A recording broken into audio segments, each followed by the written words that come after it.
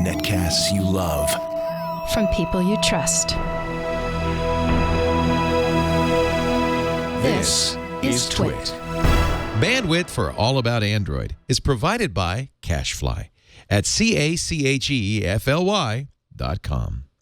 This episode of All About Android is brought to you by CuriosityStream, a subscription streaming service that offers 1,400 documentaries and nonfiction series from the world's best filmmakers. Get unlimited access starting at just $2.99 a month, and for our audience, the first 2 months are completely free if you sign up at curiositystream.com/twit and use the offer code TWIT. And by Headspace. Train your mind for a healthier, less stressed life. Download the free Headspace app and begin their Take 10 program for 10 days of guided meditation at headspace.com/allaboutandroid. And by Automatic, the connected car company that improves your driving and integrates your car into your digital life. For more information, visit automatic.com/twit and enter the code TWIT to get 20% off your purchase.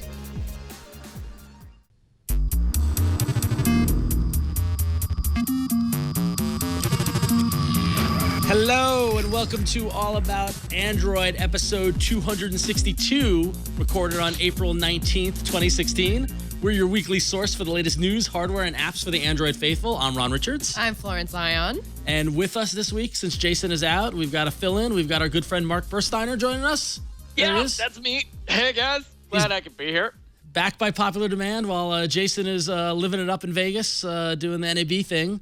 We figured we'd get an injection of Mark energy. Yeah. Are you guys tired? Because I'm going to wake y'all up. Yeah, I am actually a little, I suggested that you come back on today because I was like, I'm a little tired today. I need some espresso in the form of a person. That's perfect. So I decided to bring you on. Perfect. Very caliente. I like it. Yes. So before we get started, we have a little bit of breaking news. Yes. Uh-oh. It's coming. We have a little bit of breaking news as our good friend Kara is filling in for Brian, and there she is. There's the breaking news to Flo. Do you want to update the folks? Yes. This is a little narcissistic. I'll be honest. This is extremely narcissistic. This is a little inside. It's extremely. Go ahead. But today, Google told me that a good friend of mine shares a birthday with me, and he's sitting right here next to me. His name's Ron Richards. Through some bizarre fate twist of fate, Florence, we were born on the same day, which is very weird. Very weird. Different years, so we have different zodiac signs coming in. As we've well documented over the show. So there you go. There's your little tidbit of All About Android host trivia that we share the same birthday, and it's coming up in a couple of weeks. It is coming up. So start your shopping now. That out of the way, this week we're going to be talking about some great stuff. We're going to dive into the Android N Preview 2. We're going to look at some Google app updates. And somebody got a Nexus Robin finally. I'll let you figure out who. All that coming up. But first up is the news. While Brian's away, Kara will play. It's Android News. Wow, that had a little spooky element to it. Things are interesting already. As we mentioned, Brian is also away, and so Kara is behind the ones and twos helping us out this week. So we're gonna try to be gentle on her. Zeros and ones. Zeros and ones. Well, ones and twos. Yeah, I know, but anyway. So, all right. So, starting things up, the second preview for Android N came out to developers last week. It's chock full of updates and some interesting stuff. Some of the highlights of what it includes is, let's see, we got here. It includes Vulkan, which is the new 3D rendering API, which they developed as part of the Kronos project, geared at providing low overhead GPU control to developers and offers a significant boost in performance for draw call heavy applications. So, as you know, apps are getting better graphics, they're going to tap into Vulkan to help drive that. They've also added launcher shortcuts where apps can define shortcuts that allow users to expose in the launcher to help them perform actions quicker. These shortcuts contain an intent into specific points within an app. Example, like sending a message to your friend, navigating home from a mapping app, or playing the next episode of a TV show in a media app. Those are the examples Google gave in their blog post. And probably the most important update in the latest, in the second Android N preview for developers is the emoji Unicode 9 support. As Google says, quote, "We are introducing a new emoji design for people for people emoji that moves away from our generic look in favor of more human. They're not blobs designs. anymore, y'all. They're actual people. Yeah. Emoji is people. Yes. So, Mark, did you get a chance to dive into this at all? Are you running any Yes. phones running it? Or? I am. Oh, geez. I don't know where my Nexus, where my 6P is. It sprouted legs and walked away. It knew you. It didn't want to be on the show today. It was a little shy. Too many phones. But Too many phones. Couple things. Last time I saw you guys, I was not yet able to tell you that I'm actually at Android Police now. So Awesome. David Ruddick, Ryan. I knew that. all you I guys knew that have them on. already. I know you guys had it. I know you guys know, but the viewers, you might not know. That's where I am now. And we actually wrote up something because we got really excited that our internal back chat blew up when the emoji conversation started happening. There were a lot of people with sore butts, let me tell you. But we actually wrote up, this is the first time Android is ahead of iOS in terms of which emojis we get. We got Unicode 9.0 first. This is historic. Now, here's my question, though. Is Emoji 9 support more important than a new graphics processing engine? Okay, but emoji support is what consumers will see first before the Vulkan API. Right. I'm just saying, I mean, what if you make something with the Vulkan API in a language you don't understand? Unicode, you could, if you only had you can emojis. just send emoji messages to people and tell them you love them. You can't do that with a Vulkan API. No, if I sent someone who didn't speak English a heart popping out of my head, They would know that you were thinking, I'm in love with you. I see hearts when I look at you. either that or I'm very sick. The preview update also includes important API changes that refine features such as multi-window support and notifications as well as others. Is that more important than, or emojis more important than, I don't know. I feel like we drop everything and drool over emojis when actual significant changes to underneath the hood are happening with Android. Nah, man. I like the front-facing emoji. I'm so sick of my iOS peeps making fun of me because the hair flip emoji, which is not an actual emoji, it's actually the information desk person. But on Android, it doesn't look like a person flipping her hair like it does on iOS. So it doesn't translate it as well. Just so sick of it. I just want to be like everybody else sometimes. I gotta use my other hand. Yeah. But yeah, that's iOS though. When you do it on Android, it's just like this blob of a woman with like a little hat. Yes. Yeah. I mean, you're not wrong, Ron. There's a lot more stuff going on than just that. I've been diving pretty deep. I'm actually probably going to do a video soon of just like all the things coming in N. But shameless plug. Well, I didn't say where. This is fair. This is fair. It's not a plug if nobody's. I'm just It's like, true. "Yo, look, I'm gonna make a video and I'm gonna air it in my backyard. You're all invited. Oh, that sounds fun, actually. Yeah, I don't have a yard though, so that's gonna be inconvenient. But yeah, there's a lot of stuff happening under the hood with N. But people don't necessarily understand that stuff. I mean, I guess is it our job, Ron? It's our job, isn't it? Well, to make it's them- It is. I mean, Well, it's very developer centric. Of course, this Yeah. preview is aimed at developers to work with their applications to see how it's going to work on the new version. So when the new version does roll out, everything works correctly. Yeah, and that doesn't stop you from downloading it and putting it on a device. I mean, if you go to the Google, the whole thing, they give you instructions on how to install it. I mean, you're taking that own risk, and it might break your phone, or there might be a problem or something like that. So be careful. But I think it's important to know that, like, with these developments, like, the first preview release didn't have Vulkan, and so I'm curious to see what the response to Vulkan is going to be and what we're going to see coming out of that. I agree. I just don't think there was that big. Like, I know Samsung made a big splash about it with the S7, and I know that this is something that other OEMs are going to catch on with the Vulkan API. I believe that the G5 has compatibility for it. I remember reading. It wasn't like explicitly said, and also anyway, aren't there like no games that really take advantage of it yet? So it's kind of like hard to have it be that's a this chicken and the egg. front-facing. It's a chicken and the egg kind of thing. Now they have access to it, and so now, So anyway, but those aren't the only things that were in there. Actually, our buddy Ron Amadeo over at Ars Technica dove in, and of course he finds things in the code like he always does, and he actually found a couple of references to virtual reality buried in the code. Specifically, apps will be able to register themselves as something called a VR listener or a VR helper. And all the details are in his article over on Ars Technica. Mark, where you stand on VR? Are you bullish, or you think it's overrated? I'm still very bullish on VR. I have a Gear VR, and I had my parents over a couple of weeks ago. I saw like my dad, who like I grew up watching my dad watch shows like these. So for someone like him to put on a VR headset and experience that, he watched a couple of things in verse and like got to like peek out of buildings in New York. You know, it's a phenomenal experience, but practicality is one of the big things that I get stuck up on. And we talk about this a lot in the back chat as well. What is VR going to look like when it comes to menial tasks, right? So we're in our VR and I need to check a thing on my phone, whether my phone's still in my pocket or actually operating as the screen as in the Gear. Doesn't really matter. There's a problem now. Now I need to check my phone and do a thing. That's where these APIs come in, right? So just like when you're using the Gear VR and you get a little notification from an email, someone had to bake that into the experience. Samsung did.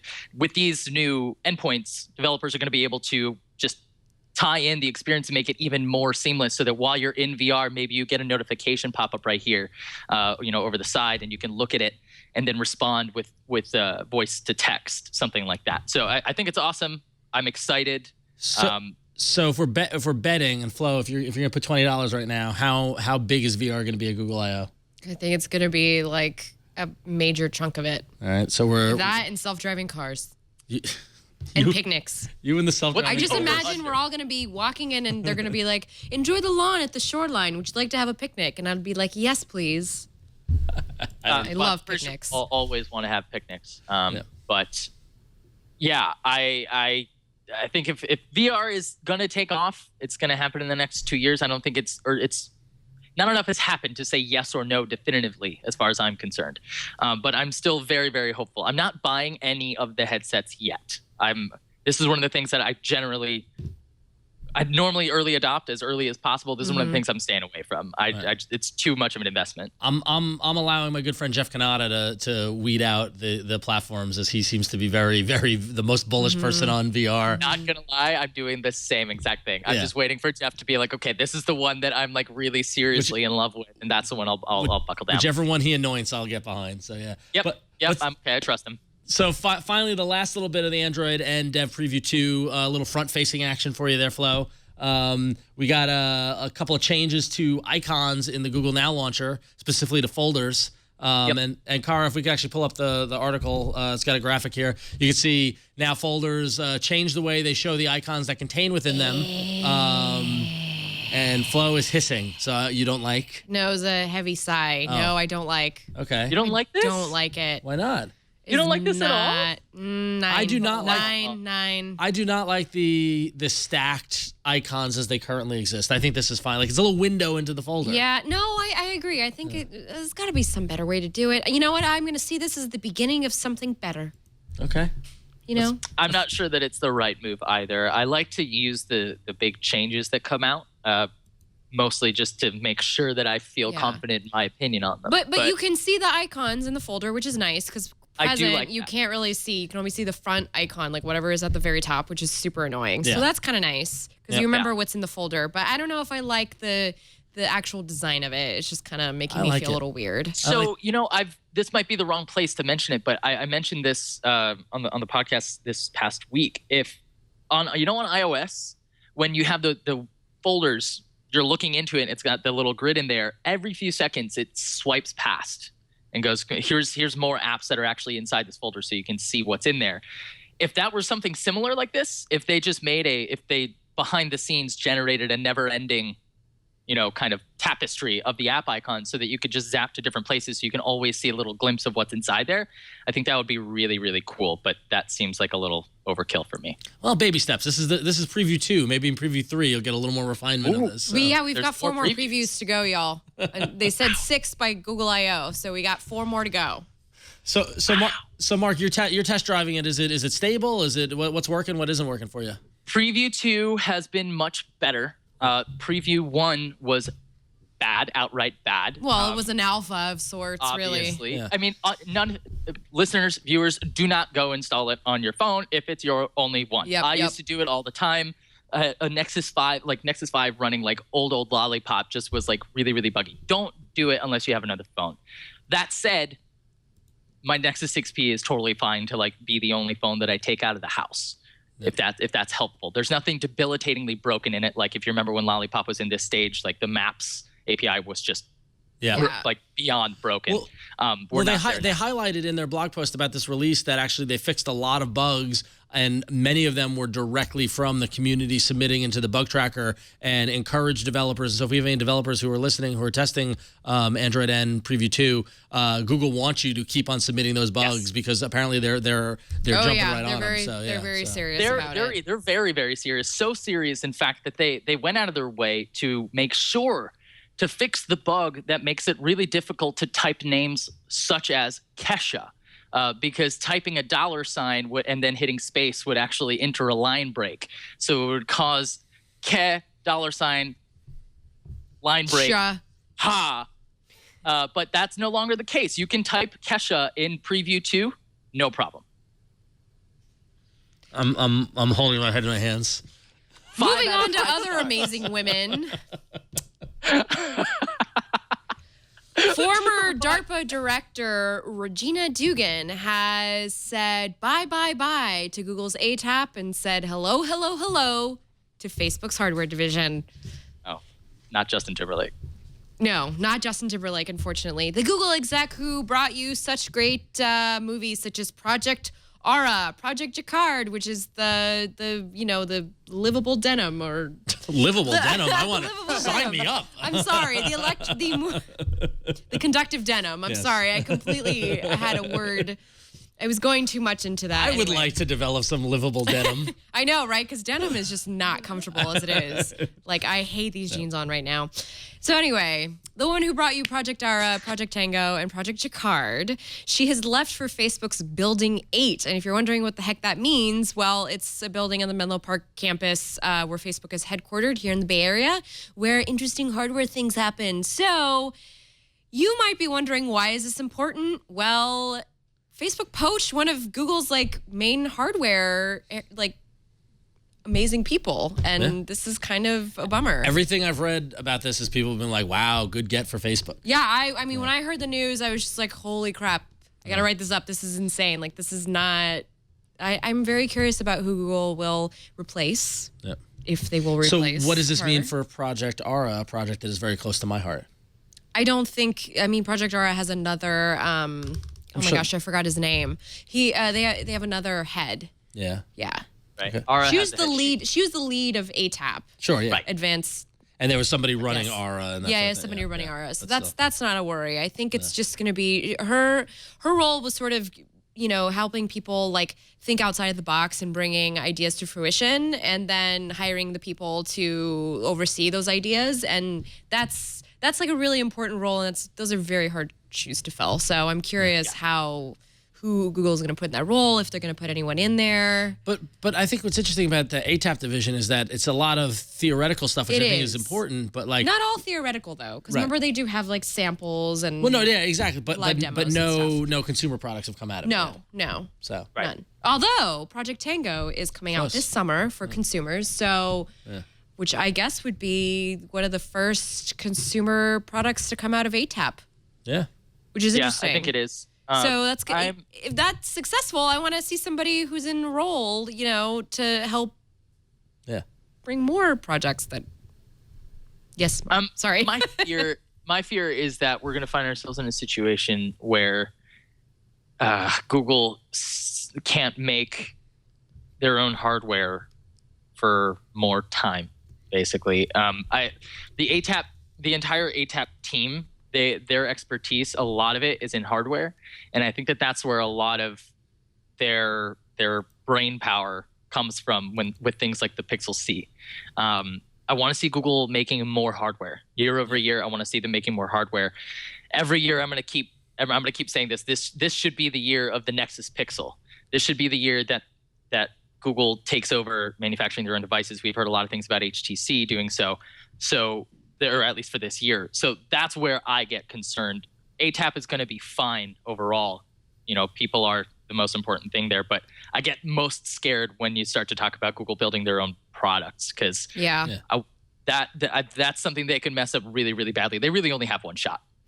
Well, I also want to add that for me, seeing Regina on stage in a sea of a lot of male executives, especially being as high as she was and overseeing ATAP, was phenomenal. It was great to see a woman in that role and to see her like leading this huge team of, dreamers and makers. And that's why I like going to Google Developers conferences, because I get to see those kind of people like introduce things. So, right, but that said, I mean, here's to hoping that last I/O had a lot of women on stage. Yes. I mean, like No, she no, wasn't this the is only. not- Like, let's not make it like this is the only person. No, this is a huge that's blow. not what I mean. But I'm just saying, in the grand scheme of things, it was just really great to have her be the head. But now she's at Facebook, so see her it doesn't even matter because we'll see her at Facebook, and I know that Facebook's gonna put her skills to good use. Yeah, so I think Facebook is like, I mean, Facebook is already a massive giant, but I feel like pieces are being maneuvered where they're kind of like this dark horse in the distance that I think is going to be really, really impactful. I'm not ignoring them anymore. In like a year or two. Yeah, I'm not ignoring them anymore. And that's assuming that, and like Mark said about Google with their hardware, I mean, they have one shot at it, and they're taking it with Oculus, which has been a bumpy road up to this point. It's gonna be interesting to see what they do here. So Facebook is a force to be reckoned with. I'll give them that much. Yeah. It's almost become, I mean, and it's funny because I was having this conversation with a friend of mine, and we were saying how Facebook has simultaneously become a application layer on top of the internet that we just all kind of take for granted. Yeah. It's, but then it's also, to be honest, it's achieved the dream that AOL dreamt in 1996. That's true. I use it to make restaurant reservations. I use it to like find, hire people to do odd jobs. Like I use it for lots of community. You're using uses. Facebook in much different ways than I am. Yeah. But no, but it really Planning parties. It really has. I mean, so it's interesting to see them make this kind of hiring move and what it can come from it. Time will tell.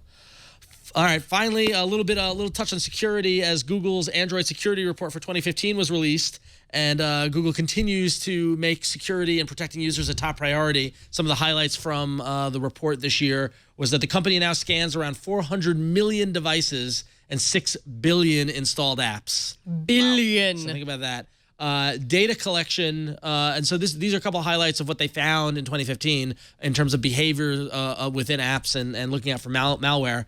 Data collection, which is apps collecting data whether you want to or not, decreased over 40% to 0.08% of installs. Spyware decreased 60% to 0.02% of installs, and hostile downloaders decreased 50% to 0.01% of installs. Look at that number, 50 to 0.01. Yeah.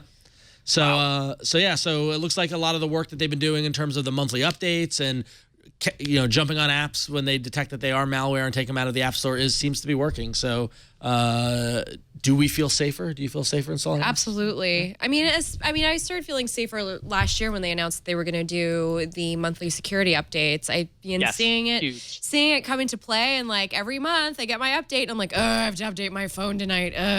But at the same time, my phone's being protected. Yeah. And also, that's going to be easier soon too. Yeah, it was just really important for Google to do that because they were getting a really bad rep. And like every time an Apple exec would go on stage at their keynotes, they'd be like, "Do you guys know how unsecure Android is? It's so scary. What a scary world to be in." And Google's like, "Yo, you got to stop doing that. We're gonna change this narrative, so we're gonna actually do something," about it, which I think is great. Like, thank you. That's what a company is supposed to do. It is good, and I think it sets a really good precedent. I think that it's going to force Apple to start doing something similar if they aren't already. Plus, as of Android N, that's another really big thing because we're actually switching to a just-in-time compiler as of Android N, which means that updates are going to be so much faster, and or not just your phone updates, but app updates. And then when your phone gets updated, that's also going to be much faster too. Your optimizing app step basically goes away. Yeah. Which means it goes from like a half an hour long process to like an 8-minute long optimizing process. app 37 of 329. Oh, that drives me crazy. I hate that. Yeah, that is going to be basically gone thanks to the new compiling method. And the only thing is, though, we're still going to have, it's great to see that my Galaxy phones are on the same security patch, but Lord knows when they're getting marshmallow. Yep. Lord knows. Lord knows. That was intense eye contact. Wow. You just seriously locked eyes with the viewer there. Nicely done. Yep. All right. Well, let's lock eyes with our viewers and thank our first sponsor. We want to thank CuriosityStream for sponsoring this episode of All About Android. And listen, CuriosityStream is awesome. They are the world's first ad-free nonfiction streaming service. It's actually founded by John Hendricks, the founder of Discovery Communications. And what CuriosityStream gives you is over 1,400 titles and 600 hours of content that's available in 196 countries worldwide. It's available on so many platforms. They've got a web app. It's available on Roku, Android, Chromecast, Amazon Fire, Amazon Kindle, as well as Apple TV and iOS, if that's your thing. They've got a wide variety of science and technology content, plus nature, history, and many more topics. Over 50-plus hours of 4K content, which they just recently launched. So if you've got a 4K TV, this is the place you want to go to show it off. It's one of the largest 4K libraries on the internet. And in addition to the documentaries, they also have interviews and lectures. Their library includes a ton of great stuff. So some highlights are Stephen Hawking's Universe, a series where Stephen Hawking traces the history of the astronomical theories and technology. They've got The Human Face of Big Data, currently exclusively on CuriosityStream.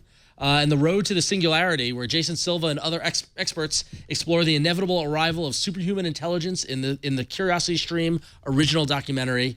A good friend of mine's little son will only watch documentaries. So I sent him a link to CuriosityStream, and he was like, thank you. This will eat up hours of him watching and learning. I was checking out some of the content earlier today, and it just looks really like it's like the video quality looks awesome. The content quality is stuff I'm really interested in. Their content ranges from science and technology to art, just some really great topics. There's a whole bunch of stuff that I already bookmarked myself that I'm going to watch via my Chromecast. So CuriosityStream has got me. They've got monthly and annual plans available. Their plans start at just $2.99 a month. That's less than a cup of coffee or the cost of one title on another on-demand platform. So check out curiositystream.com/twit and be sure to use the promo code TWIT during sign-up to get unlimited access to the world's top documentaries and nonfiction series, completely free for the first 60 days. That's 2 entire months free of one of the largest 4K libraries around. Just go to curiositystream.com/twit and use the offer code TWIT at sign-up. And we thank them for their support. All right, let's dive into hardware. All right. You're doing great, Karen. You're doing great. All right, so to kick things off with the hardware, we probably should give the latest update in our soap opera of what phone is Ron using. I was going to say. Ta-da! Yay! It exists, the Nextbit Robin.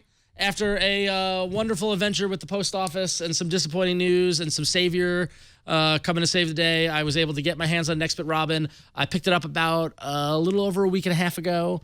I've been using it nonstop since then. I used it on a trip to LA, on a trip to Florida. Your pictures were nice. Your Snapchats were great. They're very on point. Yep, thank you. I'm trying. I'm doing my best. So I know it's been reviewed. In fact, you reviewed it, and Mark, I'm sure you reviewed it as well too. I liked it. It's my favorite phone for $300. Yeah. Wait. Oh, hands $399. down. Hands down. I forgot how much it is. It's four. It's four. Okay, it's one of my favorite phones for $400. So I wanted to share some of my thoughts. First off, overall, I just give it a thumbs up. I love it. I can't tell you the number of times I've had random people come up to me and go, "What is that?" Which is exactly what I wanted because of the design aspect. And I wanted to tell them it's a new company, it's a hardware startup, et cetera, et cetera. So it's definitely very noticeable. I love the fingerprint sensor power button. That's great. That works wonderful. The camera, I think, is an upgrade over my Nexus 5. I think my photos have looked better. I'm sure that, they said they're working on it. Everyone on Google Plus is very critical of my photos, and I got a couple of compliments. Although I posted one picture from Disney World that was the wrong. I think Google Plus over optimized it. Oh my gosh, I kind of hate it when it does that. Sorry, Google Plus, I don't like it. But I've left the Nextbit launcher because I want to give that a full. I want to give a full thing. Here we get into my complaints. I'm probably going to go back to the Google Now launcher. Okay. I hate the double finger swipe to get to your widgets. Yeah. So bad. And you're a widget dude. I'm a widget dude. Yeah. I'm a widget dude. I use my power widget. I use my Pocket Cast. I got my MLB app. I got my weather. In fact, my one-click button to the New York Mets section of the MLB at Bat app is technically a shortcut, but it appears in the widgets. Right. Yeah. So if you're like on BART, you can't you can't pinch to get to the widgets. You want to just use your thumb. Right. You know. This is a bigger conversation though, isn't it? Like we've had this conversation so many times. I've had it. Everybody's had it. I still think it's a really bad precedent to set to kind of cater to switchers, to iOS users who are used to that. But I don't blame you in the least, Ron. I would throw a launcher on that thing. Yeah, Hands down. that's my plan. But I wanted to give it a good week before I threw it out. Before I kind of, not that I threw it out, but before I said I wouldn't use it or whatnot. But that said, all in all, like my complaints are very minor. The LED light is at the bottom, which is incredibly inefficient for me because it made me realize how much I depend on that LED light during like when the phone's on the desk. And when I see that glowing, I have a message. Boop, boop. Oh, look at that. I have a missed call. Yeah, which is where here I just never see it. So it's also not RGB. Yes, yeah. It's only white. It's just one. Yeah, exactly. But other than that, I'm in love with this is goes without saying, but fast charging's changed my life. Like I don't have to worry about charging my phone anymore. It's just boom, it's charged. Oh, my phone's dying. I have to leave in 10 minutes. Yeah. But all in all, it's great. I mean, I actually haven't filled it up with stuff yet, so I haven't been able to use the smart archiving, the cloud stuff yet. But that's cool when it happens. But yeah. So all in all, I'm happy with the upgrade. I think it looks really good on you too. I think it just looks good with you. Yeah. Yeah, it does. You only got it in like a day or two ago? No, I got it about a week ago. So I got it 2 weekends ago. It's already been to Disney World. Yeah, it's already been to Disney World. Let me know if you find yourself doing the same thing that I was doing when I was reviewing it, because the only other phone to make me do that, at least in the last 6 to 8 months, is the S7 Edge. And this thing feels amazing. I think you guys know that. So I would just reach out to pick up the Robin just to hold it in my hand. That's how good it feels. Yeah, Like, it's an so awesome device. Beautifully built. It's light. It feels good in my pocket. It's not too big. It's bigger than my Nexus 5, but like I said, it's not too big. Someone in the chat room asked how the sound quality is of the phone. It's great, actually. It's much louder than my Nexus 5. Those speakers are bomb. Speakers are great. I never used the front-facing camera on the Nexus 5 because it was just so bad, and now I've been using it. I've been partially to take selfies. Well, when you're at Disney, there's a lot of selfie opportunities. Absolutely. But all in all, I got to give it a thumbs up. Like I said, my critiques are just really it's like the LED button and the launcher. That was those are very minor things. Very minor things. And the phone looks so different than any other phone on the market right now. And yeah. You know, this is just easily the most exciting device that came out. I agree. I still think it's really funny because the CEO of the company I work for is an industrial designer by training. And the first day I was in the office at this, I pulled it out and he's like, "What is that?" And like I showed it to him and he marveled over the buttons. He's like, beautiful. They're he's so like, cute. look at those buttons. They're like little caddy buttons. But not they're like little chiclets, but they're also they fit in really well and they click really well. Like they did a great job on it. So they really did. Look at us gushing over the Robin. I love it. So next dude, they murdered it. They murdered it on the build. The hardware just murder feels means a good right. thing for anybody who doesn't know. They killed it. I would just like to see some in the next rev. I would like the LED light. That's like I said. I realized how much I needed it. Or how much I depended on it, and just, and the challenge is just that the launcher is just so, like Google Now is just so much more of a fleshed out launcher, but who knows what it'll look like in the future. Yeah, exactly. So speaking of the future, yes. We've got a lot of competition coming up in the realm of virtual reality because, of course, Huawei had to announce that it too is making its foray into virtual reality with its own headset, which, by the way, looks very similar to one that's already on the market, made by Samsung. Samsung. Yes. So this is the Huawei VR. It's got in terms of specs, it's got the usual 20 millisecond low latency, 95-degree field of view, compared to like the minor 96 degrees on the Samsung VR. It's very like nothing. Also has the added benefit of an anti-blue light filter, which helps protect your eyes. So that's really nice. Also, what's really exciting about, though, is the content that's coming out with it. Huawei has announced that it will offer over 4,000 free movies, although there's a presumption that possibly only a fraction of them are really going to be, edited and made for VR. In addition to over 40 free games, along with over 350 panoramic images and 150 panoramic tours. I just got to say the marketing message for this is very like, hey, kids, get your mom and dad to buy a VR headset so they can go to France. Like, I don't know. That's sort of what it comes across to me. But I think it looks exactly like the Gear VR. So I'm going to be very curious to see We're in this weird offers. teenage phase, aren't we? Like, Yeah. it's not just the VR thing, but like there are a lot of companies like Huawei coming from further east, and I feel like we're just in one of those weird teenager phases for the industry where everyone is just saying "me too," and it doesn't really matter what it like. We haven't figured out what even it's about yet, but if one company sees another one doing something cool, they're like, "Oh, we could do that too," but maybe you shouldn't. Maybe stop trying to go so wide and try and go tall. Like, pick a vertical. Huawei really wants to come into the U.S. market. And what is the big play right now? I don't know how it's selling because they're not really telling us, but they're trying to push this Gear VR. They're trying to push virtual reality into the fold here. I mean, we have the Vive that just came out and the Oculus. Yeah. So this is just another way to say we're important. I know you haven't really heard of our brand name before, and it's kind of hard to pronounce, but we're here. We are here with things that you might be interested in buying, and we're willing to give you a bunch of free stuff. I mean, Okay. I mean, it's kind of funny because like VR. I mean, I'm as we were doing the rundown for the show, with Jason being out, trying to figure it out. Yes. It's like, has a week gone by where we haven't talked about No, VR? I mean, should we get a VR bumper? We might. I mean, if it becomes a real thing, I mean, VR. I feel like we're on the precipice of a land grab, and so Yeah. so when I saw that this was happening, That was a nice sentence, by the way. What? The precipice of a land grab. Precipice That was of- every really now- nice. every now and sorry. then- every now and Go then- on. I'm sorry. Every now and So then, nice. my journalistic chops come to fruition. yeah, So yeah. there you go.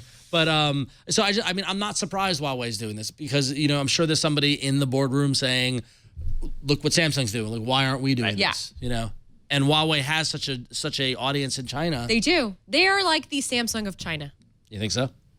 Oh, they absolutely. Yeah. Yeah. Well, wait. no. They don't make Tell me. appliances, do they? Do they make appliances? No. No. Okay. No. You're right. Oh man, Let's backpedal on that one as fast as we can. Appliances? We're not talking about Let's- appliances. We are going to talk about what possibly Motorola will be launching. Motorola by Lenovo. There are some leaks of the next Moto phone, presumably called the Moto G4 and G4 Plus. Now, this would be the next generation of the mid-range Moto G, and presumably it may or may not have a fingerprint scanner embedded on the chassis. Ooh, Oh. it's very next generation. Someone got the memo. This evidence comes from Nowhere Else, a French site which has offered some solid leaks in the past. According to the report, Motorola is at work on a G4 and G4 Plus, with both devices sporting a 5.5-inch screen and the camera serving as the main differentiator. The difference between the two will be the camera. Yeah. Okay. So we'll see.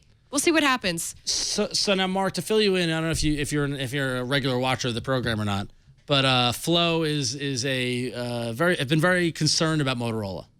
I've So been am I. also very concerned about Rick Osterloh. I reached out to him on Twitter yesterday. Hey, do you have an email address? I'm trying to talk to him. And did he respond? No, he has not responded. There you go. Because I'm here I'd for you like if you to- need me, Rick. At @thatflow. Just tweet me, man. We can talk this out. I want to help you through this because I am just as bummed as you are. I'm bummed. I'm really bummed.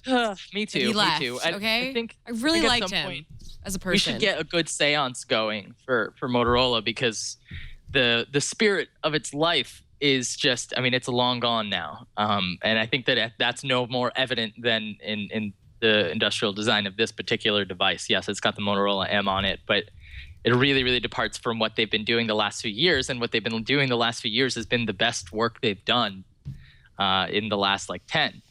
So I'm with you, Flo. I'm worried. I'm concerned. I'm not excited to see what the Lenovo Rolla flagship is for the year, but can't win them all. Everything good must end. Moving on from Motorola, some quick little accessory bits. USB-C is here. I love my USB-C cable on my Nextbit Robin. But as we found out that USB-C cables can be a bit damaging, as recent reports have come out. But luckily enough, the folks behind the USB Implementers Forum have announced a way to protect devices from bad cables. The USB Type-C authentication specification is a set of software rules that a device can enforce on anything you plug into it. This new protocol will allow host systems to confirm authenticity of a USB device or USB charger, including such product aspects as the descriptors, capabilities, and certification status. And basically what's interesting about this is that when a device gets certified by the USB IF, it will then be able to tell your phone or laptop that it's safe to use the 128-bit encrypted communication. It'll happen immediately before it's allowed to draw power or transfer data. And on top of that, you'll be able to set up your device with rules for what is and isn't allowed from USB devices, such as charging only or to accept data from USB drives marked as trusted by your IT department, etc. So basically, it's giving you control over what data and what power is flowing over your USB-C cable. Mark, what do you think of this? Do you think this is much needed or kind of overdoing it? I don't think it's overdoing it. I think it's just a thing that happened. I think it's a good thing to happen. USB-C handles a lot more than USB micro ever did, or micro USB, excuse me. And 3.0 handles enormous amounts of data. All of the fun things that you just mentioned seems like a natural extension of something we should be doing. So I don't think I'm whatever on it. It's a thing that happened for sure. Yeah. And you can put it in any way you want.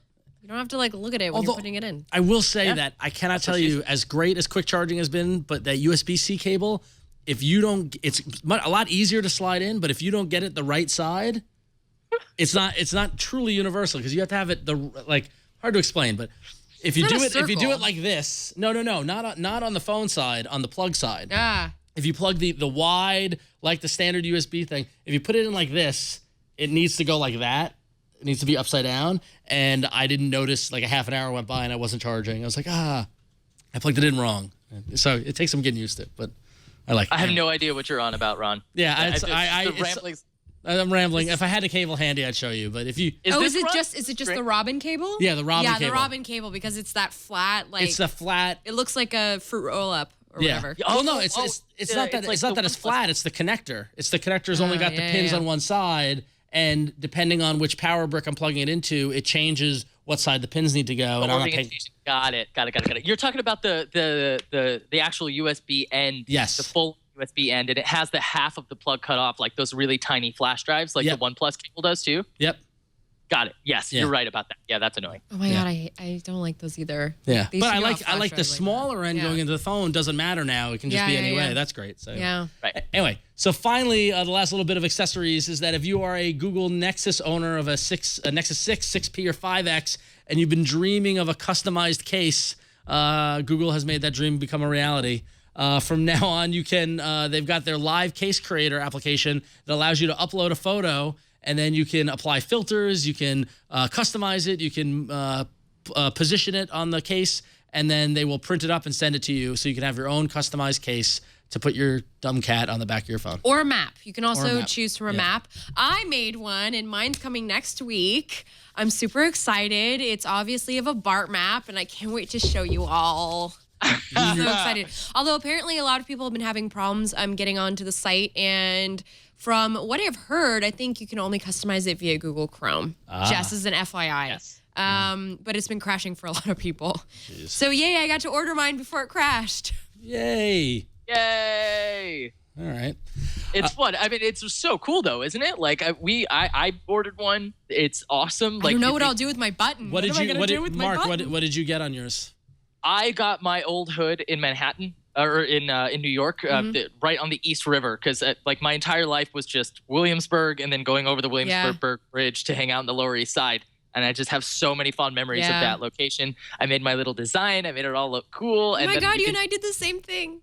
Yeah. There's a button on the back too that you can customize it with. So you can just have a camera shortcut or whatever you want on the button. I think it's brilliant. I think it's a great idea. That's a good one.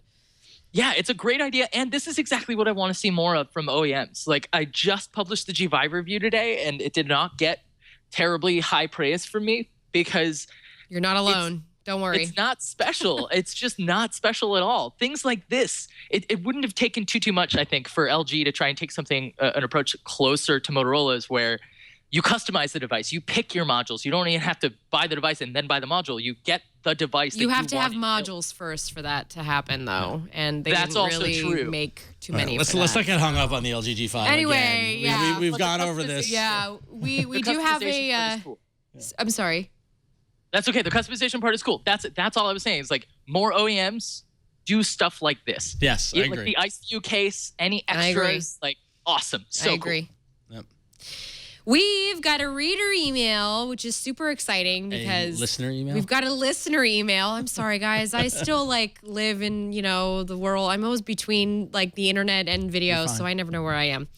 We've got a listener email from Mike Keeper.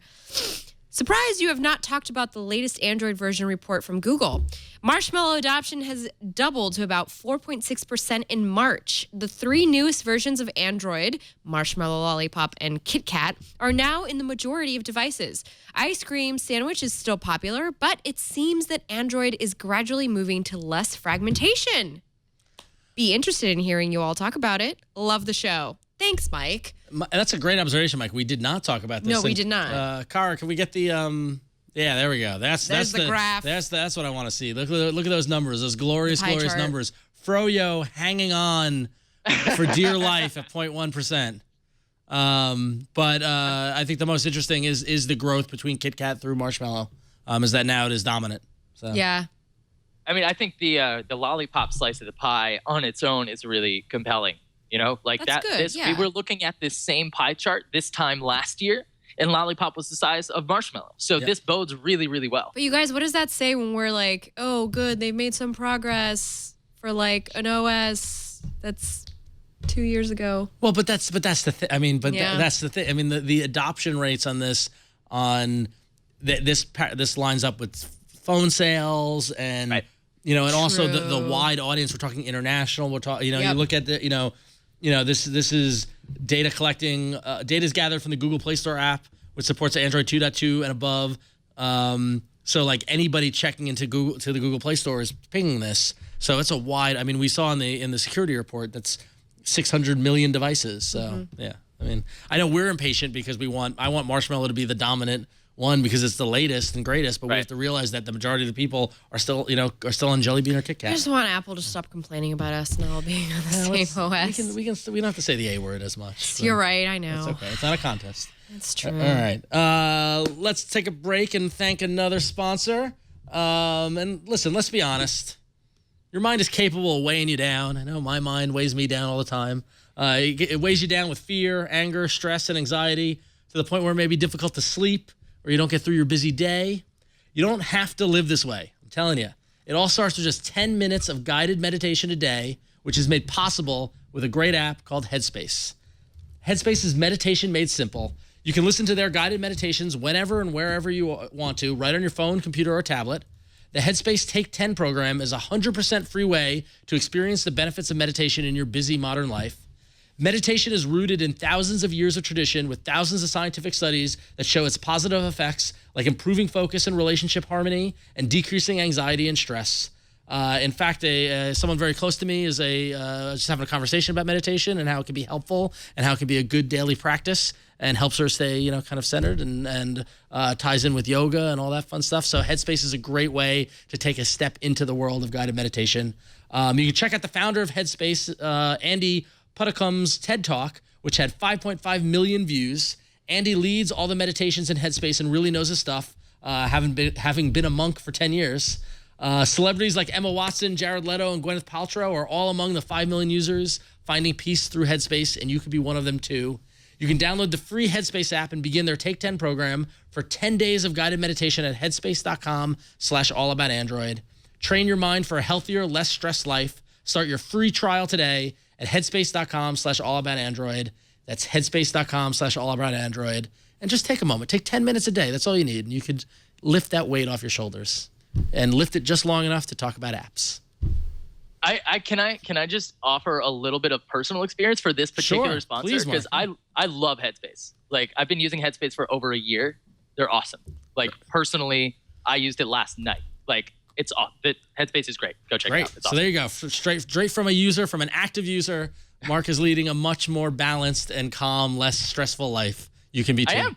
Yep. I am. So go to headspace.com/allaboutandroid and let's dive into apps.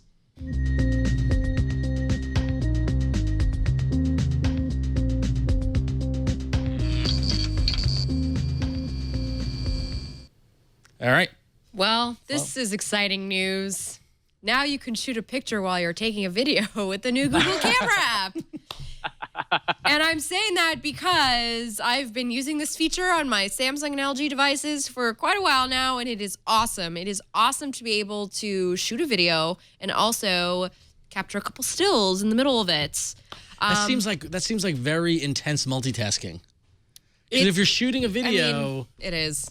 and then It is a you're lot like, of oh, I want to take a multitasking. picture. Like, yeah, leaving that. Look at that. That seems. Talk about stress. I need headspace for this app. They're two buttons that you got to deal with, right? So you're shooting a video. Well, so- and then it's like, oh, I want to get a still. Oh, I want to get another still. So Like, the other way you could do it is that, so this is version 3.2, if y'all are wondering if you have the update or not and you want to check on your phones.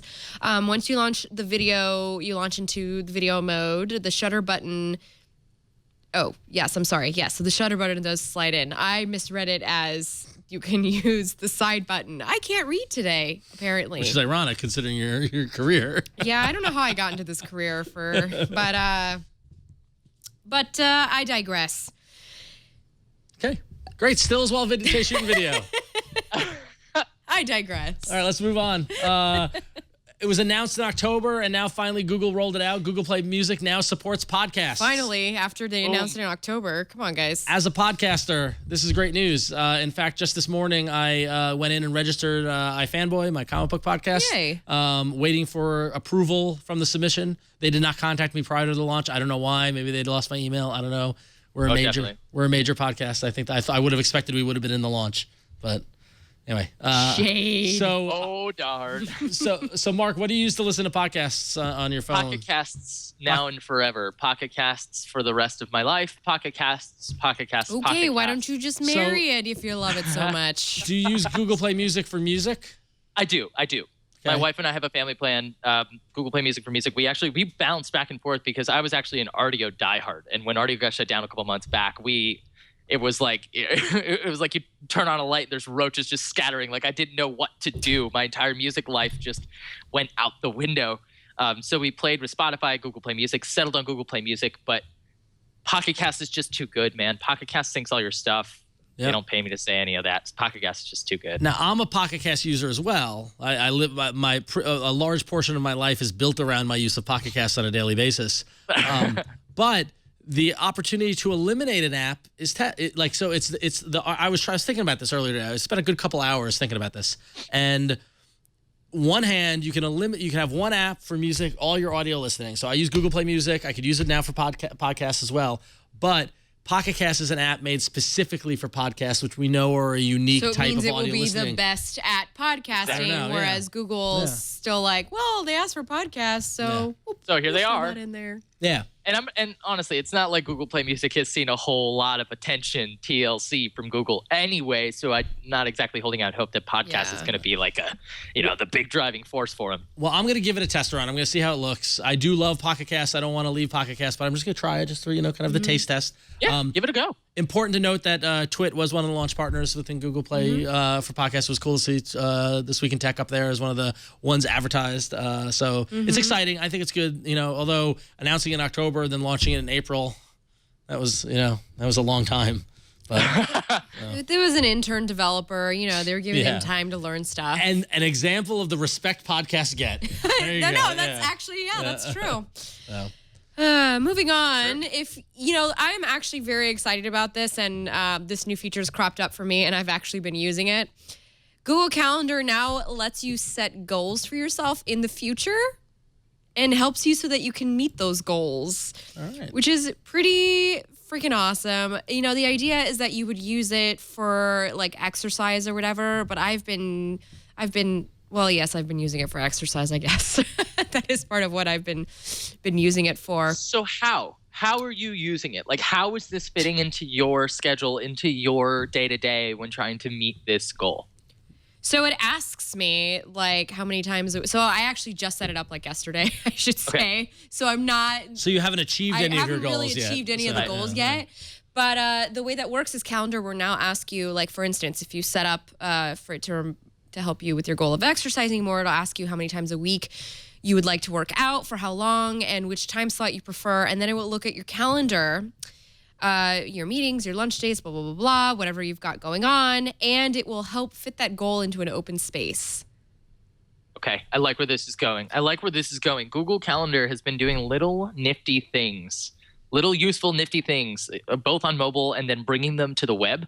And I have a sneaking suspicion that Google Calendar will very soon not be Google Calendar. It'll be Google Planner or Google Productive, some sort of a productivity. Why are you saying this? Why, you're hinting at something. What are you hinting at, Mark?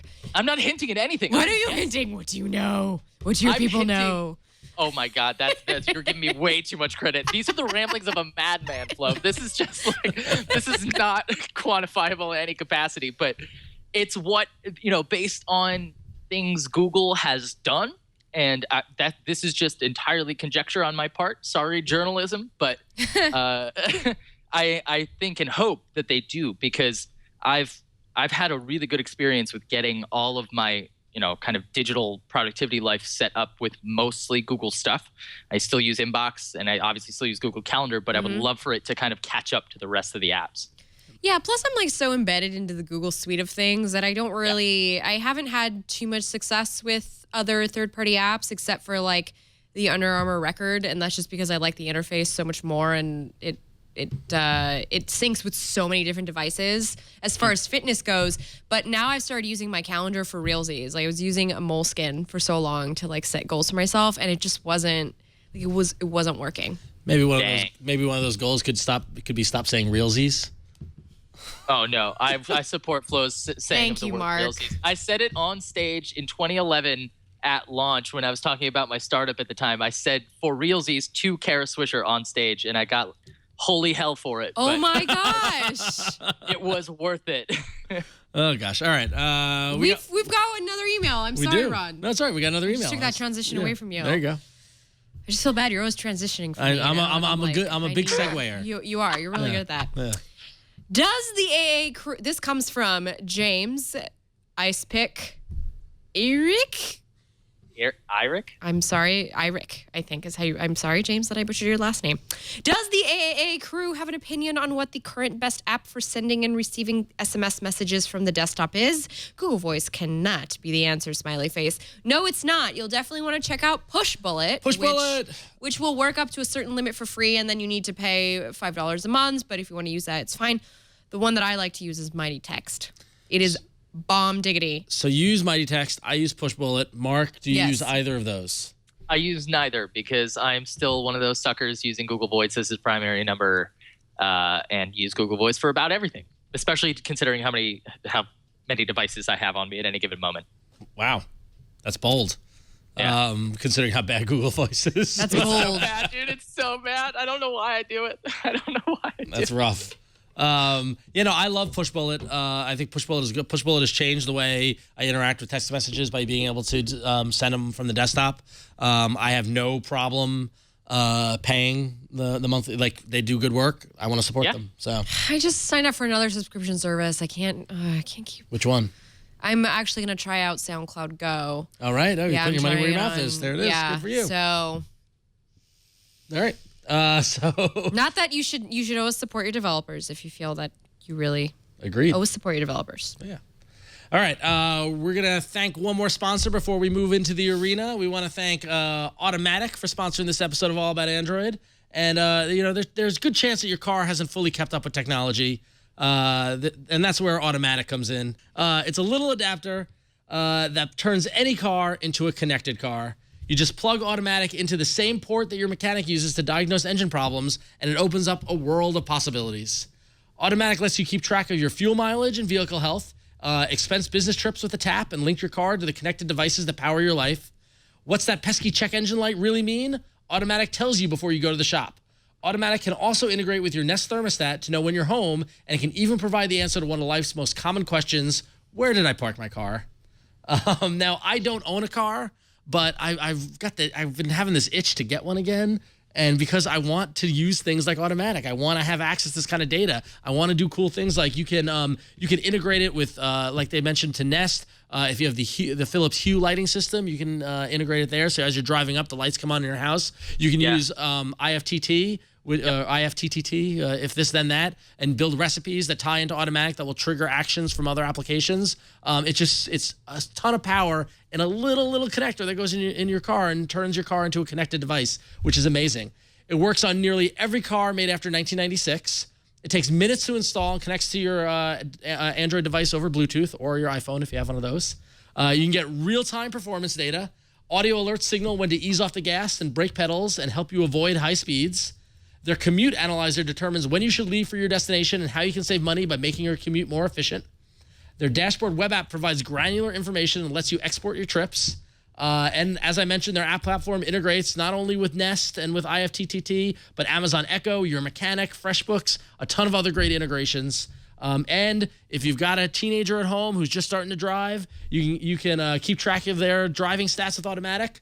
They've even got a 24/7 crash response feature so you can feel secure knowing Automatic is keeping your loved ones safe on the road at all times. And if you do a lot of driving for work, you can easily file your business expenses with popular apps like Concur and Expensify. So here's the deal. Automatic is normally $99.95, but when you use our special offer code just for you, lucky listener, you'll save 20%. That offer code is TWIT. So what you want to do is you want to go to automatic.com/twit for more information and to purchase. And don't forget to use that offer code TWIT, TWIT, to save 20% off the regular purchase price. Knocks it down to $79.95 or $79.96. That's a ton of power for a low price.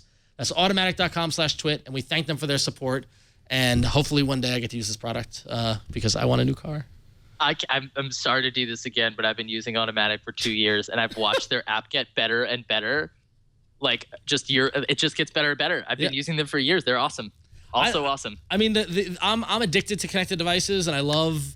I know it gets a lot of flack, but Internet of Things and all that sort of stuff, and being able to get that sort of data and then be able to build recipes with IFTT or use other integrations like Nest and Amazon Echo is just so cool. I mean, it turns your car into a fun little toy that you can that is not just for driving. So totally, and it actually made me a better driver too because it beeps at you if you accelerate too fast or brake too hard. And how often did it do that, Mark? Let me guess. A lot. Well, it lets you know, like you hear it happen, and then at the end of your drive, it's like, hey, that was like bad. You really need to save. Excellent. Well, we thank Automatic. We thank Automatic for making a great product and for their support. That said, it's time to go into the arena. So many enter, but only one lives. Android Arena. All right, my friends. I was not here last week, so I did not get to participate in the arena.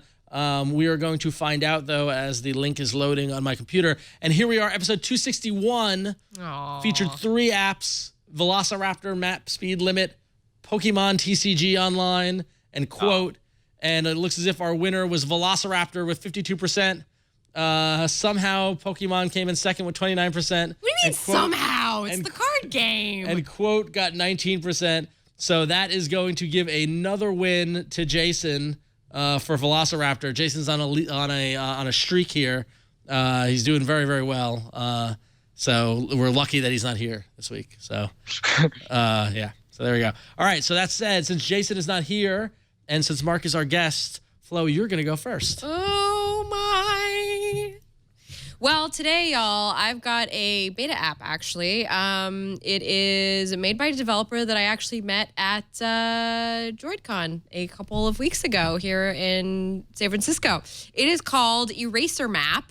It's basically a very simple map. That's all it is for you guys. And you might be wondering, Flo, why would I want such a simple map? Well, let me tell you why. Because Google Maps sometimes takes such a long time to load. It can be pretty, yes, it offers a lot of data and things that you need in Google Maps, but sometimes it can be a little infuriating. It's kind of nice to see things in this more like simplified manner.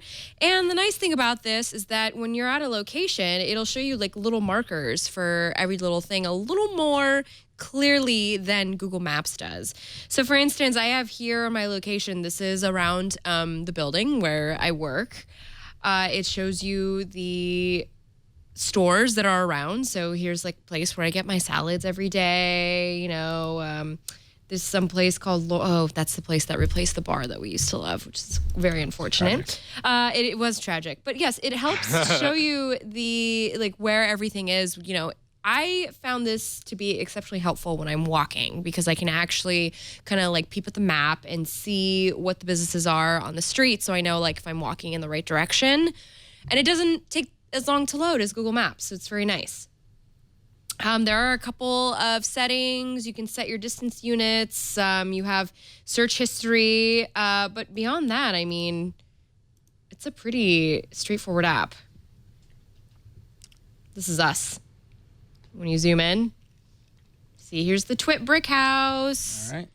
Cool. The social club next door, which has been under construction for Lord knows how long. So there you have it, a very simple map. And of course, it does do navigation if you need it. Driving, biking, walking, whatever you need, shows you a little list. Just a nice, simple thing.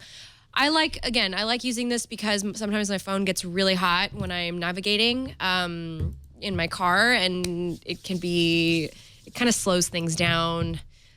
Google Maps uses a lot of resources, so it's nice to have that sort of option to. I have been noticing that Google Maps is feeling bloated. It's feeling heavy. It is. Right? Yes, it has a lot of features, and it's great. Yeah. I love them. And actually, I use it as I have a little holster. I use it as my navigation. But when I'm walking, I like to have something a little more simple. So it's in beta, so you will have to sign up for the beta to download it. But check it out. It's by, indie dev. So we have the link to the beta sign up. So yeah, you can go to mapzen.com/blog/erasermap-beta. Or just search Eraser Map, and there's the instructions on how to join it. So there, yeah, interesting. Risky putting a beta app in. I know. Yeah, but if it's that good, it's probably worth it then, huh? We'll see. All right, cool. So Mark, I forgot to install your app, so I'm gonna do that now while you tell us about it. We can just switch to me like last time if you want. If that's easier. Okay. I can just do this if that's. If that look works. at that! Every time you do that, I feel like I'm in virtual reality. Don't mind how filthy my desk is. All right, cool. There we go. So this is OK. It's a game called OK with a question mark. It's really simple. Let's go to an earlier level so that we can just show. All you need to do is clear this white spot here. Sorry about the shaky cam. Right? That's it. That's literally all the game is, and then you advance the level. They get harder and harder.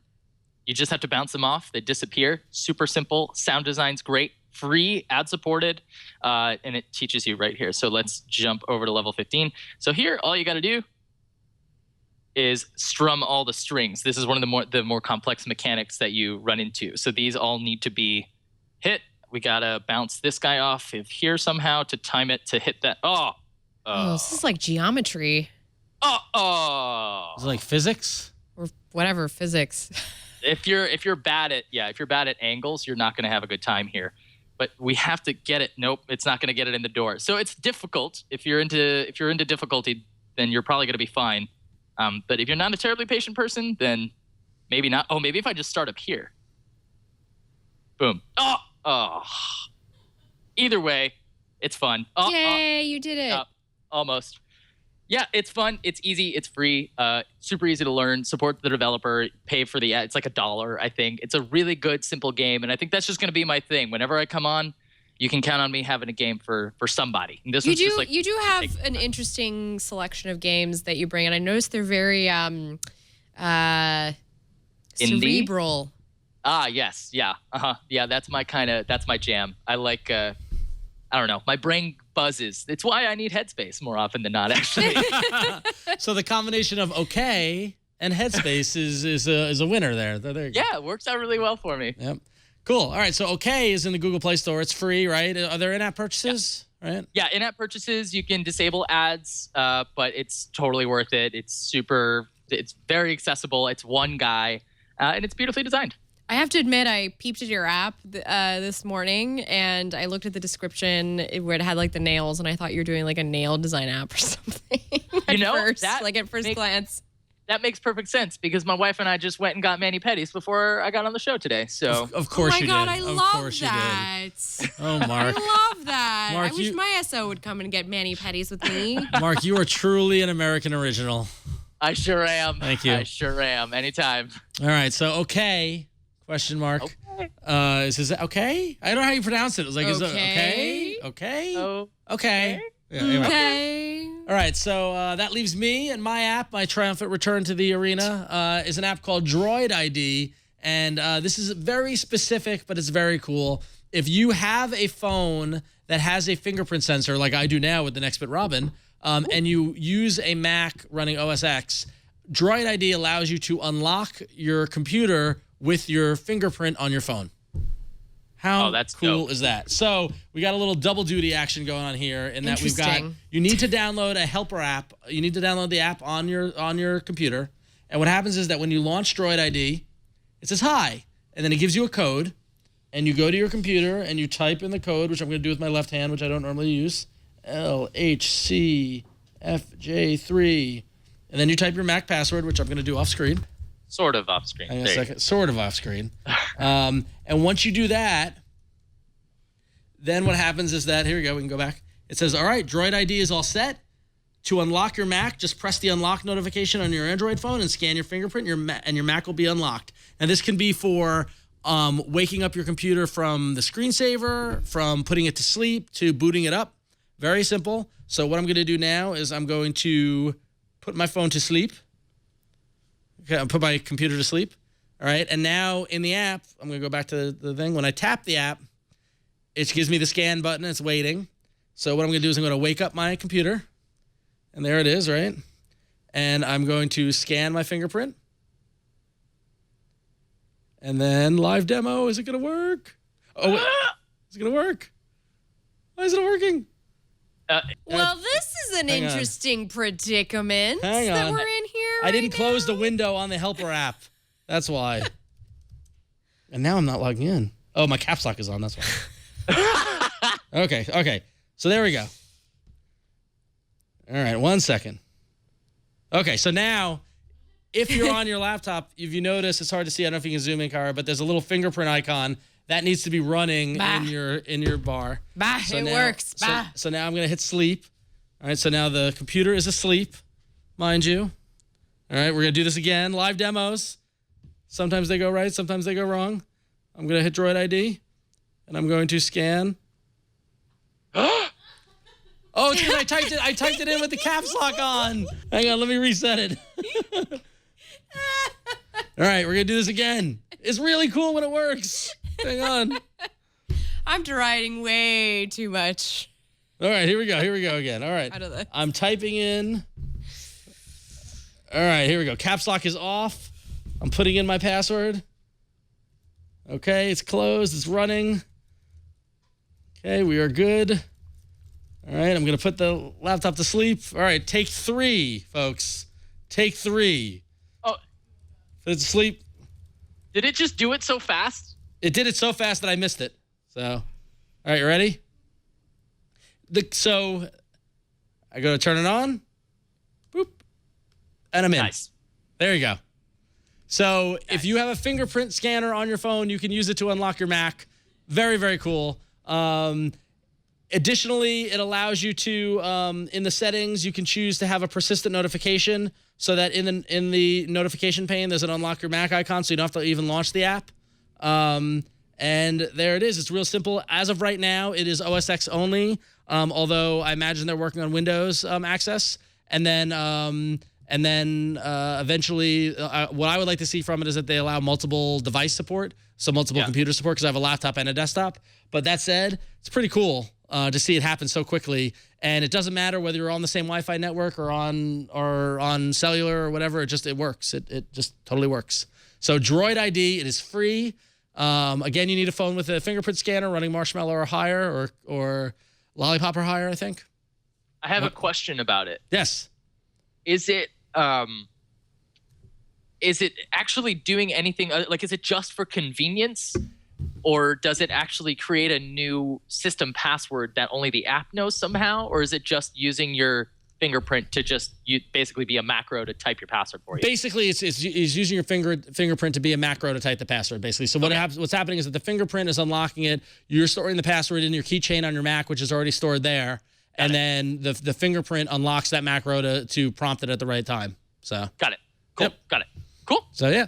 So there it is. So Droid ID, it's pretty darn cool if you ask me. I apologize so, for the demo, but it's hard to coordinate with the cameras and the computer and all that fun stuff. So, all right, so now is your chance to vote from these 3 wonderful apps. You can go to bit.ly, that's bit.ly/AAA show 262, where I remember to do the poll in the middle of the show, and luckily it's up there now. So, and then you can go to the All About Android community page where it's pinned to the top. I did it from the All About Android community account this time, people. It's not my personal account, so get off my back. I did it. I think I did it right. So, so please vote. You can be heard by voting in the arena poll. And are you still only down to 1 win now, Flo? Do you only have 1? I should mention right now that my app lets you go around the world completely. Except that it's a beta Completely app. anonymous. You need Completely to jump. anonymous. Yeah. They do not use Google Play location services. Just letting y'all know. Trying to make my last-ditch effort here to sell my app. Good. I like Please vote for me. I like the effort. Okay. Mine's the only one that's a game, so vote for me because I appreciate your fun time. And it's open source. Yeah. You people like that, right? It's Android, open source. You people, Flo. You people. You Wow. people. Wow, Flo. You people like that. All right, then. Well, that's going to wrap it up for episode JK. 262. Mark, you mentioned you're at Android Police now. Tell the folks what else you're up to and where they can find you. Yeah, I'm at Android Police now. I make videos for Android Police. A lot of them take place right here. We're spinning up our video presence basically. So where is that pool, by the way, that you use in your video? Like, I think it was your Galaxy video. You were like walking around a pool, like hanging out. That's our pool, like our pool. Like we live in Irvine, California. Everything here is like, ugh, you have to have a pool if you're going to live in Orange County. I mean, you do. You live in Orange County. You have to have a pool. It's like it's true. It's like, true. But that's like the pool for our, like little oh, nice. living.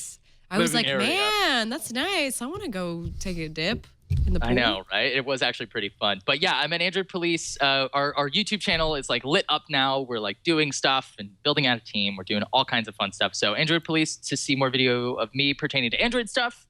Twitch.tv/theburstmode to see me drinking and playing video games and probably saying things I shouldn't say. And my own personal YouTube channel for, just about everything else. Overwatch stuff, video game stuff, General entertainment. General entertainment. Right on. General entertainment. You are certainly an entertaining guy, Mark. Oh, thanks, Flo. You too. I'm an entertaining guy. Thanks, Mark. Awesome. I mean, whatever, man. You do you. Well, Flo, how do you entertain the people? I don't entertain. I actually write at PCWorld.com the news and things that you need to know about the Android world. I am a serious journalist at PCWorld.com and Greenbot.com. And also follow me on Twitter and on Snapchat. And sometimes I'll Snapchat things I'm doing. All right, sometimes. Sometimes. I haven't been lately. I've just been I'm going to be more so with this optical image stabilization on this hardware that we didn't talk about in the hardware section, but now the show's over, so tune in next week. I know Bye. we did, and that's a nice tease, though. That's completely my fault. That's a nice tease, I did not though. bring the phone today, so that's all my fault. Mark, why don't you show the people what you got there? That's the HTC 10, right? Yes, this is the 10. David's review already went up. I am using it full time as of today. Really? Full time? 100%? I try, when I'm reviewing devices, I don't like to carry a second phone with me because I feel like that is. But I mean, your SIM is in it, yes? Yes, my SIM is inside this phone. I actually had a nightmarish experience earlier because there's actually 2 SIM drawers on this one, or 2 drawers. There's a micro SD and a SIM instead of having all in one, which I've gotten used to now. So I panicked because I thought my SIM got stuck. I took out a drawer and I did not realize it was the SD card drawer. So I start poking around in the slot with the SIM ejector tool. I hope I didn't break anything, but it feels nice. Did you get that HTC protection? Does it come for free for reviewers? Because then maybe. Well, we're going to go deeper on the HTC 10 next week when Flo remembers to bring it. Yes. Good call. Sorry, y'all. Anyway, well, thank you, Mark, for that little sneak peek. Where can we find you, Ron? Well, I want to thank Cara over there behind the buttons for filling in for Brian this week. We appreciate it. You did a good job. Look at me transitioning wrong. And I'm in the dark. Oh, crap. I forgot about that. Hey, guys. Yeah. Thank you, Cara. You're Slaying welcome. the game. Sorry. for the bumpers and everything that was Hey, wrong. we're a bumpy show, so I Yeah. know it takes a lot to It's keep a up late with us. night so, show, you yeah, know? yeah. Like things happen here. Yeah. You know, Brian just like sits here and plays games on his phone and stuff, so I don't know how I know, he messed up Snapchats and it. he's I know he thinks I don't notice, but I do every time I do. Snapchats Yeah, it. yeah, I know. he does. I Pokemon see while they're Snapchats. talking. He's like, I'm at work. Is that why Kara's there? Did Brian just get fired for playing games on the couch? No. No, Brian's in Vegas with Jason, I believe, right? Oh, okay. Right. So- Yeah, they reward him, I guess, for playing yeah. games. They're like, knows, send him yeah. to Vegas. There's a lesson in career Brian. development. So, yeah. Anyway, well, thank you, Kara. You're welcome. Great job. And finally, you can find me. You can go to about.me/RonXO. You can find links to all my social media stuff. Check out ifanboy.com, which is my comic book website where we have a weekly podcast talking about the latest in comics, as well as comics media. We are going to be doing a review of Daredevil, the Netflix series, a couple weeks later, but it took a while to watch all 10 episodes. And we reviewed Batman v Superman, that god-awful mess. And you can look forward to Captain America Civil War. I've seen the movie. I'm not allowed to talk about it until the podcast comes out. But yeah, so anyway. And you can check all that fun stuff out as well. And check out Google Plus at Google. I'm on Google Plus. Find me there. But with new photos for my Nextbit Robin. So Hashtag NextCam. yeah, so there you go. Additionally, listen, you should sign up for the Twit newsletter. Go to twit.tv/newsletter where you can get behind the scenes stuff and a look at what's coming up every week. And don't worry, Twit's not going to sell your data. We respect you. It's just so we can tell you what's coming up next on the network. So make sure you go to twit.tv/newsletter. It's a nice newsletter. Yeah, it I like is. I get it. I look forward to it every week. I agree. Every weekly. I'm always hoping I'll be featured in there. That's slightly narcissistic. Sorry. Slightly narcissistic. Sorry, I shouldn't have admitted that out loud. Yeah. Whoops. All right, well, that's going to wrap it up for this week's show. If you want to participate, you can call us on our voicemail line at 347-SHOW-AAA. You can email us or send us a video mail. I love the video mail, and no one does it. Please do that. You can email us at AAA@twit.tv. That's AAA@twit.tv. We're on Twitter at Android Show. We're on Reddit at twitaaa.reddit.com. And as always, you can find the show notes and past episodes at twit.tv/AAA. And of course, you can find all of our previous episodes on YouTube and iTunes. And you can catch us live every Tuesday starting around 5 o'clock or like 5:30 Pacific time. And that's at twit.tv/live. It was a fun time. Mark, thanks for joining us. Have a great week. Thank you for having me, as always. And we'll see you next time. Cheers.